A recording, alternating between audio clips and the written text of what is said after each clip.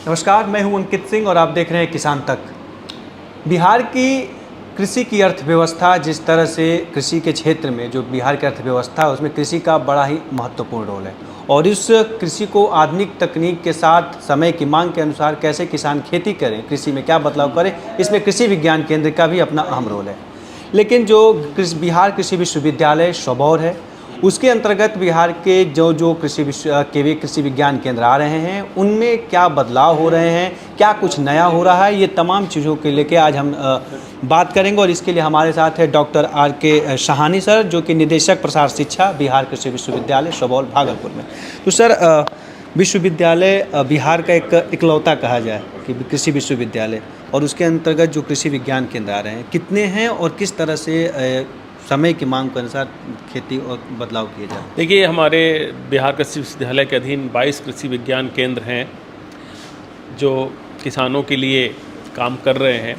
और हम सभी जानते हैं कि कृषि विज्ञान केंद्र किसानों को नई तकनीक पहुंचाकर उनकी आय, उत्पादन, उत्पादकता पे हम लोग विशेष काम कर रहे हैं और उसके कई बड़े अच्छे सार्थक नतीजे भी आ रहे हैं।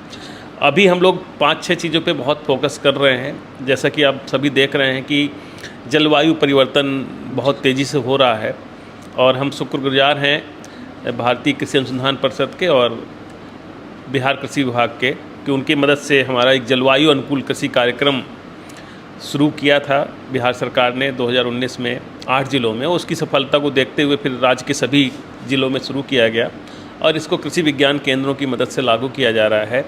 और उसमें हम ये देख रहे हैं कि किसानों का क्रॉपिंग पैटर्न चेंज हो रहा है। जो हमारे किसान कल के दिन केवल धान गेहूं पे आश्रित थे, अब वो धान गेहूं के साथ साथ मूंग भी लेने लगे। उसमें हम लोगों ने क्या किया कि नई तकनीक, जैसे हम ऐसी प्रभेद उनको बता रहे हैं जो जलवायु अनुकूल हो। दूसरा, हम उनको धान की सीधी बुआई करा रहे हैं। जब धान की सीधी बुआई करा रहे हैं तो वो समय बच रहा है हमारा गेहूँ में, और गेहूँ समय से लगा रहे हैं तो एक तीसरी अन्य क्रॉप भी ले रहे हैं। दूसरा, हम ये भी देख रहे हैं कि अगर पानी नहीं बरस रहा है तो हम ऐसी कौन सी क्रॉप हैं जो उस कंडीशन में क्रॉपिंग पैटर्न में फिट हो रही हों। अभी हमने देखा कुछ मिलेट्स की क्रॉप, मोटे अनाज की फसलें हैं और सोयाबीन है, इनको हमने इंट्रोड्यूस किया है और इनको किसान पसंद भी कर रहे हैं कि अगर पानी ने कम बरस रहा है तो हम इन क्रॉपिंग को शिफ्ट कर सकते हैं। ये भी एक्सपेरिमेंटल बेसिस पे है। अभी इसको किसानों के हम लोग प्रक्षेत्र में ले जा रहे हैं। तो एक तो हम लोग जलवायु अनुकूल कृषि कार्यक्रम काम कर रहे हैं। दूसरा, हमारा काम चल रहा है कृषि विविधीकरण पे। आजकल डाइवर्सिफिकेशन की बात हो रही है और अंतर्राष्ट्रीय मिलेट वर्ष को मना रहे हैं। तो हम मिलेट को खेती को बढ़ा तो रहे हैं, लेकिन मिलेट की खेती बढ़ाने के साथ साथ उसकी वैल्यू एडिशन, प्रसंस्करण पे अगर हम काम नहीं करेंगे तो शायद वो उद्देश्य हम पूरा नहीं कर पाएंगे। तो उस पर भी हम लोग काम कर रहे हैं। कृषि विविधीकरण में हम धान गेहूँ तो किसान लगा ही रहा है, लेकिन हम फूलों की खेती है, उद्यान है, सब्जी के क्षेत्र हैं, इनमें हम, और पटना ज़िला की अगर हम बात करें तो हमारा ज़िला पटना ऐसा है जहाँ पे फूल बहुत अधिक आते हैं, जहाँ पे हर चीज़ की डिमांड है क्योंकि शहर है, ये राजधानी है। तो इन चीज़ों को बढ़ा रहे हैं ताकि इन चीज़ों का विकास हो। इसमें मत्स्य पालन में भी हम लोग देख रहे हैं बड़ी किसान सफलता मिल रही है। अंडे के मामले में जो पहले अंडा हम लोग बाहर से मानते थे, अब किसानों के यहाँ यहीं होने से तो ये चीज़ें बढ़ी हैं। तीसरा, हम लोग फोकस कर रहे हैं महिला सशक्तिकरण पे कि महिलाएं जो कृषि में सबसे अमूल्य योगदान निभाती हैं। आप देख रहे हैं जीविका का भी एक सशक्त भूमिका निभा रहा है, लेकिन जब प्रशिक्षण की बात आती है तो पुरुष की प्रधानता रहती है। अब हम अपने प्रशिक्षण कार्यक्रमों में महिलाओं को प्रमुखता दे रहे हैं कि महिलाएं अधिक से अधिक ट्रेनिंग लें, क्योंकि अगर हम डेयरी का क्षेत्र देखें, धान की रोपनी का क्षेत्र देखें, सब्जी का देखें, काम सब महिलाएँ करती हैं, लेकिन प्रशिक्षण पुरुष लेते थे।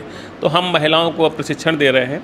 चौथा, हमारा प्रयास है कौशल विकास। जी, हम युवाओं को कौशल विकास के माध्यम से अभी हमारे पूरे कृषि विज्ञान केंद्रों में विभिन्न विधाओं पे, अगर हम बात करें गार्डनर की, मशरूम की, वर्मी कंपोस्ट की, मधुमक्खी पालन की, इन सब चीज़ों पे हम लोग कौशल विकास के कार्यक्रम बड़ी संख्या में चला रहे हैं। और हमने एक ये भी किया है कि इसमें एक बार कोड बना दिया है कि कोई भी किसान घर बैठ के बार कोड में अपना रजिस्ट्रेशन करा लेता है तो वो हम उनको फिर ट्रेनिंग में उनके हिसाब से बुला लेते हैं। उनको आने की आवश्यकता नहीं है। जब ट्रेनिंग शुरू होगी वो अपने घर से बैठे निबंधन करा। बार कोड है कि हमने जैसे इस कृषि विज्ञान केंद्र का अलग एक बार कोड है, कौन सी ट्रेनिंग यहाँ होनी है, हमने डेट फिक्स कर दी है। और पटना ज़िले का कोई किसान रिमोट एरिया में, उसे बाढ़ नहीं आना पड़ेगा, वो बार कोड में अपना मोबाइल से स्कैन करके फॉर्म में अपना नाम पता भर देगा। जब यहाँ ट्रेनिंग शुरू होगी तो अपना आप उनको सूचना यहाँ के माध्यम से मिल पूरे डिजिटल तरीके से हम लोग बार आने की जरूरत नहीं है। तो हम लोगों ने हर डिस्ट्रिक्ट का बारकोड बनाया है KVK का और इसका प्रचार प्रसार भी कर रहे हैं। एक अभी जो 22 KVK हैं कृषि विज्ञान केंद्र हैं सर, इसमें क्या अभी तक से ऐसा कुछ लगा कि बिहार में कुछ अलग चीज़ की खेती, धान की या तमाम चीज़ों की कुछ चीज़ें हैं कि वो लगातार हो रही हैं, उसमें और अच्छा प्रयास करने का KVK प्रयास, लेकिन ऐसा कोई रिसर्च, ऐसी चीज़ें हैं जो लगता है कि बिहार में नहीं होती थी, अब उसको हमने करने का एक प्रयास किया है? पहले हमने बताया ना, जैसे हमारा ये अभी केवल किसान हमारे गेहूँ धान लेते थे, लेकिन जब हमने ये तकनीकों को ले गए, DSR के माध्यम से धान लगाया, जीरो टिलेज हैप्पी सीडर के माध्यम से गेहूं लगाया, तो एक अतिरिक्त क्रॉप मिलने लगी।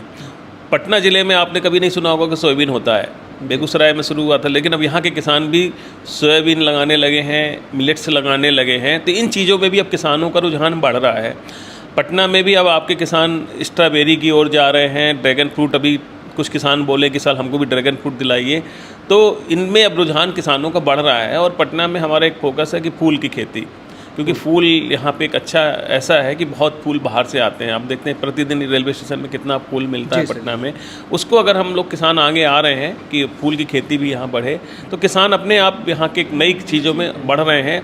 आप मशरूम में देख सकते हैं, मशरूम उत्पादन में भी पटना ज़िले में बहुत सारे। पटना के अलावा कोई और KVK है जहाँ पे कुछ अलग तरह का प्रयोग हुआ हो जो माना जाए कि बिहार के लिए उपलब्ध है? गया में अभी हम लोग, गया को फेमस है तिल में। जी सर। तिलकुट आप जानते हैं, पूरे गया का पूरे कंट्री में फेमस है, लेकिन तिल की खेती नहीं होती थी। अच्छा। अब कृषि विभाग और KVK हम लोगों ने ऐसे बीज उपलब्ध कराए कि इस साल तिल की खेती वहाँ 800 एकड़ में शुरू हो गई है, जो एक बहुत बड़ी क्रांति है कि बाहर का तिल जो मंगाते थे गया ज़िले में, और बाहर हमारा पैसा जाता था दूसरे राज्यों में, अब वहाँ पे रुक गया। अब वो 700 एकड़ हुआ, अगले साल और किसान अब बढ़ रहे हैं, 1500 एकड़ होगा, धीरे धीरे बढ़ेगा।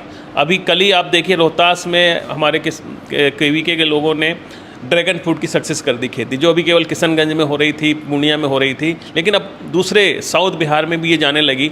साउथ बिहार में आप देख रहे हैं औरंगाबाद में शुरुआत की स्ट्रॉबेरी में, अब दूसरी जगह भी जाने लगी है। तो ये चीज़ें बढ़ रही हैं। हमारा मुख्य उद्देश्य है कि कैसे किसानों की आय बढ़े, उत्पादन बढ़े, उत्पादकता बढ़े।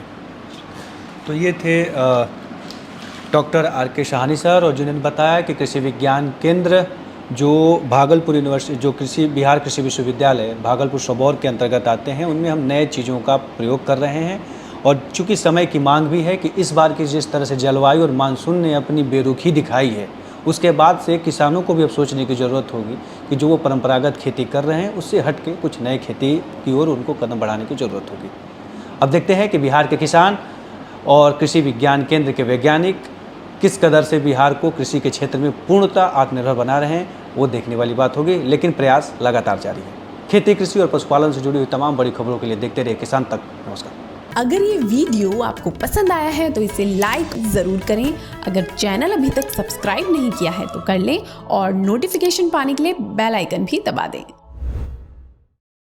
किसान तक, किसान तक, किसान तक, किसान तक, किसान तक, किसान तक, किसान तक, किसान तक, खाना है। किसान तक खाना है तो उगाना है।